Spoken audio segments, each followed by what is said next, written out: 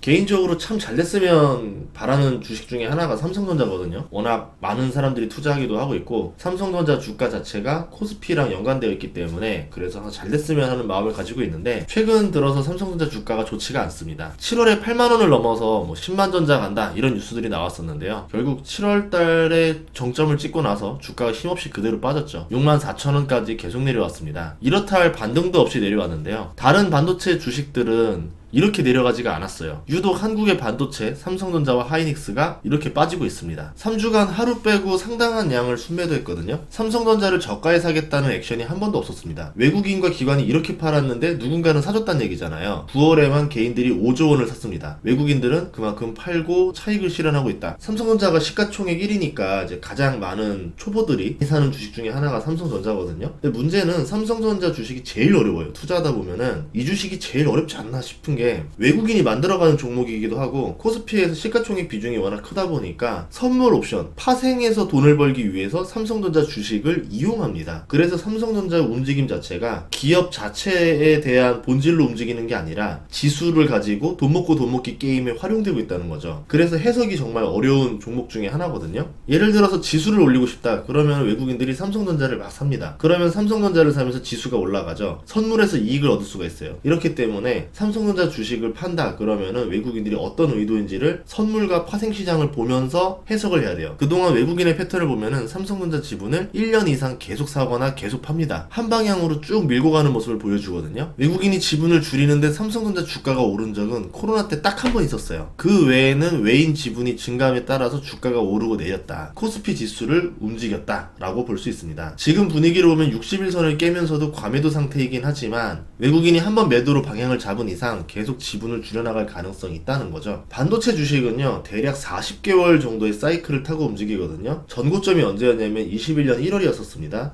그리고 나서 40개월 뒤가 24년 5월이에요. 실제 고점은 이번엔 7월달에 찍었으니까 42개월 만에 고점 주기가 맞물렸거든요. 그러면 다음 고점은 3년 뒤냐? 사이클 자체로 보자면 그럴 수도 있겠지만 이번 사이클이 안 끝났을 수도 있다라는 가능성은 생각을 해야 됩니다. 반도체이기 때문에 슈퍼사이클이라는 게 도래해요. PC 혁명이 있었죠. 인터넷 혁명이 있었죠. 스마트폰 혁명이 있었죠. 클라우드 혁명, AI 혁명. 계속 기술의 혁신이 벌어지는 곳이 반도체 시장입니다. 더 비싼 고급 제품이 계속 필요하고 신규로 증설을 하는데 물량이 동나죠. 가격이 막 올라가요. 신기술을 개발해서 양산을 하면 떼돈을 법니다. 메모리 시장이 큰 돈을 벌면서 성장을 했고 삼성전자랑 하이닉스가 시가총액 1, 2위였던 이유가 이런 이유였던 거죠. AI 혁명이 그러면 이렇게 끝나는 거냐? 그렇지 않다라고 보는 사람들이 대부분이거든요. HBM이 이제 나왔고 본격적으로 돈을 좀 벌려고 했더니 벌써 공급 과잉이다? AI 끝났다? 안 맞잖아요. 메모리 업체들은 호황이 오면 엄청난 마진을 냅니다. 엔비디아의 GPU 시장처럼 새로운 시대에 맞는 고부가 제품을 출시하고 대량 생산을 했다? 그러면 엄청난 이익과 영업이익률을 보여주겠죠? 주가가 단기간에 급등하게 됩니다. 반도체 주식을 하는 매력이 이런 매력이거든요. 주가가 갑자기 올라가요. 2017년 당시에 삼성전자는 클라우드 혁명을 타고 올라갔었죠. 글로벌 시총 13위까지 올라갔습니다. 스마트폰과 클라우드 수요가 터지기 시작하면서 삼성전자의 메모리 반도체도 떼돈을 벌기 시작했었죠. 삼성전자 위에 기술주가 7개밖에 없던 시절이 있었어요. 엔비디아라던가 TSMC가 다 아래에 있었습니다. 그 당시 때 이제 엔비디아나 TSMC보다 시가총액이 2배나 높았던 게 삼성전자였었어요. 2017년 당시에 TSMC는 시가총액이 35위였었고요. 하지만 지금은 시가총액이 급격히 벌어지고 있죠. 여기서 느낄 수 있는 점은 삼성전자는 지금 사이클의 문제를 넘어서 장기적으로 경쟁력에 문제가 생긴 건 아닌지 한번 점검을 해볼 필요가 있습니다. 블랙 먼데이 이후에 미국의 주요 반도체 기업들은 주가를 꽤 회복했는데 삼성전자랑 하이닉스만 외국인이 계속 매도를 하고 있다? 무언가 이상하다라는 점을 생각해 봐야 되겠죠. 이 둘의 주력 사업은 메모리 반도체입니다. 경기에 상당히 민감해요. 예를 들어서 2024년에 엄청난 호황이 올 걸 예상했다. 그러면 22년이나 21년에 수십조를 투자해서 신제품을 대량 생산을 준비를 하는 겁니다. 이때 호황이 걸리면은 엄청난 돈을 버는 거고 경쟁사를 이때 밀어낼 수가 있겠죠. 만약 반대로 불황에 걸렸다? 그러면 수십조를 잃게 되는 거고 경쟁사가 살아남고 본인이 밀려나게 되겠죠. 매번 목숨을 걸고 사이클에 도전하는 게 메모리 반도체 사업이거든요.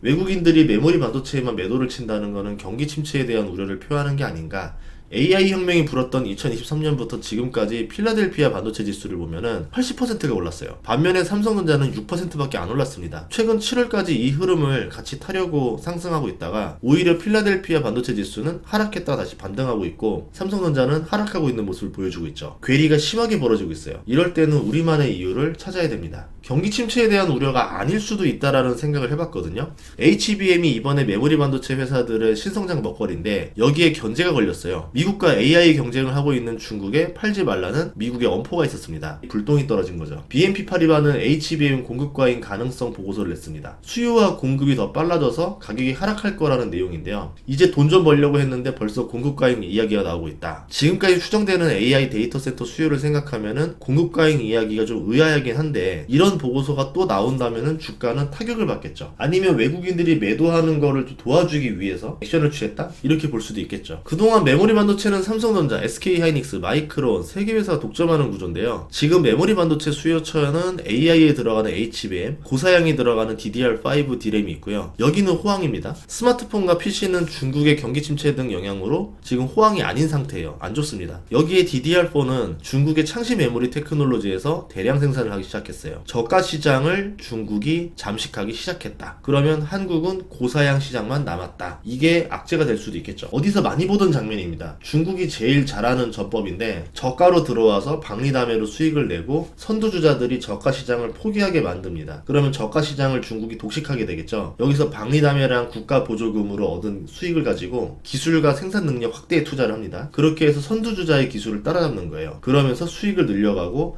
서서히 선두주자의 고성능 시장까지 밀어내기 시작하는 거죠. 국내 기업은 선두기술로 고성능 제품으로 승부를 보겠다 이제 이렇게 말은 하지만 점점 좁혀오는 기술 격차, 가격 경쟁, 그리고 가격이 더 중요해지는 침체 시기가 오기 시작하면서 국내 기업의 주가가 서서히 하락하는 상황을 우리는 자주 봤습니다. 디스플레이, 스마트폰, 화학, 전자, 태양광, 철강, 조선, 소재 이런 상황을 겪고 있겠죠. 특히 한국의 주력 수출 업종인 반도체가 중국의 위협을 받는다? 이거는 심각한 일이 될 수가 있어요. 그런데 중국이 어떻게 갑자기 메모리 반도체 기술을 저렇게 빨리 따라올 수가 있었을까요? 불가능하다라 봤었거든요. 반도체는 기술이 핵심인데요. 이렇게 생각해 봐야 됩니다. 그 기술은 사람이 만드는 거예요. 사람을 중국으로 빼가면 중국도 반도체를 만들 수가 있겠죠. 예를 들어서 한국에 있는 기술자들, 삼성전자랑 SK하이닉스에 있는 연구원들을 야금야금 계속 중국으로 빼갔다? 그 규모가 적지 않다? 그러면 중국도 반도체를 만들 수가 있는 겁니다. 기술 유출 뉴스는 계속 나왔어요. 정말 오래됐습니다. 2020년 뉴스를 제가 하나 떼왔는데 DDR4 D램을 설계할 수 있는 사람에게 최고 대우를 주겠다. 그러면서 한국 인력을 빼간다는 뉴스가 있었고요. 4년이 지난 지금 중국이 DDR4 시장에서 돌풍을 일으키고 있습니다. 올해 말이면 마이크론의 54%까지 웨이퍼를 생산할 수 있게 되는데 그럼 중국이 DDR4에서 멈출 거냐? 아니겠죠. DDR4 다음에 무언가를 노리겠죠. 기술 유출과 따라오는 중국 기술의 위협을 받았던 기업 중에 하나가 LG 디스플레이라는 기업이 있었는데요. 10년 동안 주가가 3분의 1 토막이 났습니다. 그 사이에 유상 증장도 했었던 걸 생각하면은 주주들의 피해는 이거보다 더 컸겠죠. 디스플레이도 반도체랑 비슷하게 40개월 사이클을 타면서 오르내리는데 LG 디스플레이 같은 경우는 우하향을 합니다. 반면에 경쟁사인 중국의 BOE는 LG 디스플레이를 추격하면서 40개월마다 사이클을 타요. 그런데 우상향하는 모습을 보여줘요. 최근에는 고전하는 모습을 보여주는데 저가 메모리 시장이 아직 호황이 오지 않은 거랑 비슷하게 중국의 경기 침체 영향을 받고 있다라고 볼 수 있겠죠. 그러면 삼성전자는 어떻게 해야 주가가 올라갈까? 저도 이 고민을 많이 해봤거든요. 누구나 아는 대답인데 그 대답을 제가 유튜브에서 하면 안 될 것 같아서 그거는 빼도록 하겠습니다. 제가 느낄 때는 삼성전자가 역대급 위기라는 생각이 들어요. 과거에 있었던 위기보다 더 심각한데 정말 저 회사는 알고 있는 걸까가 제일 걱정이 되고 있고 그동안 돈을 벌던 구멍이 사방에서 막히고 있습니다. 징후가 안 좋은 거죠. 제국이 무너질 때 신호를 보면은 어디 하나가 확실히 안 좋은 게 아니라 여러 방면이 야금야금 안 좋게 시작해요. 그러다가 동시에 자금줄이 딱 막히면서 힘을 잃고 고꾸라지는 거거든요. 삼성의 주요 매출을 보면은 메모리 반도체, 파운드리, 가전, 스마트폰, 디스플레이로 볼 수 있습니다. 과거에는 가전이었었는데 점점 시장을 확대하면서 돈을 버는 구조가 늘어났었죠. 삼성이라는 제국이 확장을 하는 구간이었어요. 확장을 하고 나서 더 확장을 해줘야 되는데 더 확장을 하지 못하고 정체되어 있고 서서히 제국이 축소되고 있습니다. 이 중에서 전망 좋은 게 메모리 하나밖에 없었던 거고 만약에 이 시장을 경쟁자가 조금씩 갉아먹기 시작한다? 그러면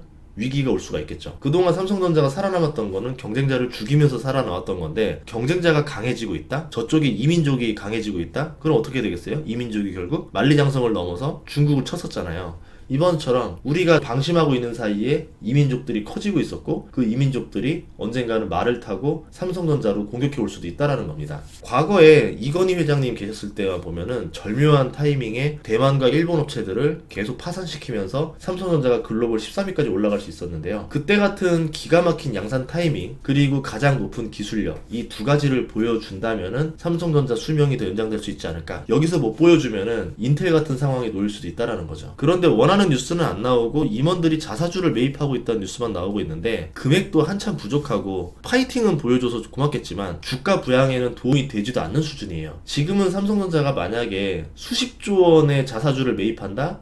그것도 시장이 안 좋아할 수 있어요. 진짜 문제의 본질을 해결하고 난 다음에 배당을 주거나 자사주를 매입해야 좋은 거지, 회사의 문제는 하나도 해결이 안 됐는데 자사주만 매입해준다? 전혀 도움 안 됩니다. 인텔 같은 경우는 이걸 해결하기 위해서 기업 분할을 추진하고 있거든요. 삼성도 이제 기업 분할을 고민할 땐 아닌가. 돈을 잘 버는 반도체를 따로 떼어내고 가전이랑 스마트폰, 디스플레이를 각각 분할을 하든 통합해서 분할을 하든 좀 스플릿을 해야 되는 타이밍은 아닌가. 아무래도 영업이익률이 높은 사업이랑 낮은 사업을 분리하는 게 주식에도 좋아요. 이렇게 될 경우 오히려 시가총액이 분할 전보다 더 오르게 됩니다. 그러면서 지주사 체제도 완성할 수 있거든요. 삼성 일가가 보유한 지분이 너무 적어요. 20%밖에 안 됩니다. 자사주를 소각시켜서 보유 비율을 올린다던가 다른 방법을 취하지 않으면은 적대적 인수의 먹잇감이 될 수도 있습니다. 시간이 지나면 한 번 더 상속을 해야 되는데, 그때는 총수일가 지분이 더 줄어들겠죠. 그리고 외국인 지분이 55%예요. 실제로 삼성을 지배하는 거는 총수일가지만 기업의 이익은 외국인들이 절반 이상 가져가는 구조다. 스마트폰의 혁신이 멈춰가고 있다는 점도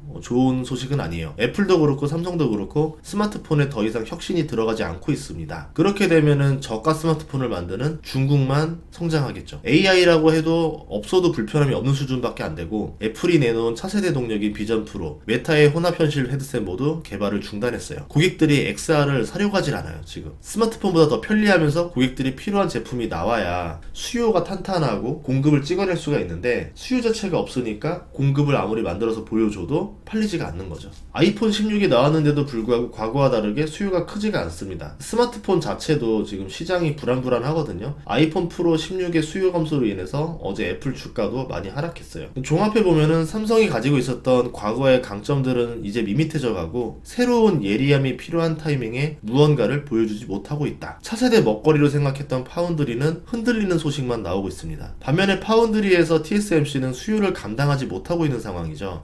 엔비디아의 수요를 그대로 흡수했어요. 수시로 증산을 시도하고 있고, 미국 공장 건설로 인근 부동산이 들썩이고 있는 수준까지 올라왔죠. 오죽했으면 젠슨항이 두려워하니까 TSMC한테만 파운드를 줄 거 아니다, 다른 업체한테도 줄 수도 있다, 이렇게 말하는 게, TSMC가 이제 너무 잘 나가면서 단가 인상을 노리겠죠. 그러면은 엔비디아는 마진율이 축소가 될 겁니다. 빨리 삼성전자가 나와서 양쪽으로 분할을 해가지고 가격 경쟁을 시켜서 엔비디아가 혼자 돈을 벌어야 되는데, TSMC 외에는 지금 하지 못하고 있으니까 엔비디아 입장에서는 지금 후달리는 거죠. 저는 그래서 젠슨항이 이번에 말했던 게 삼성전자의 호재가 아니라 엔비디아 자체의 불안감을 보여주는 요소가 아닌가라고 생각을 합니다. 반도체 문제는 격차가 한 번 벌어지면 가속도가 계속 붙는 거거든요. 삼성전자가 골든타임을 놓치지 않고 깜짝 소식을 들고 왔으면 좋겠어요. 그렇게 해서 10만전자 가면 너무 좋겠죠. 그러면 9월에만 삼성전자를 5조 원이나 사들였던 개미들이 이기게 되는 거고, 외국인이 지게 되는 겁니다. 외국인들이 우리나라 개인 투자자들을 함부로 무시하지 않겠죠. 제발 그런 일이 좀 벌어졌으면 좋겠습니다. 그래서 이번 깜짝 소식이 10월 달에라도 나와서 주가를 확 뒤집어줬으면 좋겠어요. 다음 시간에도 좋은 정보로 찾아뵙겠습니다. 구독과 좋아요, 알림 설정 부탁드리고요. 추석 명절 잘 보내시길 바라겠습니다. 다음 시간에 뵙겠습니다.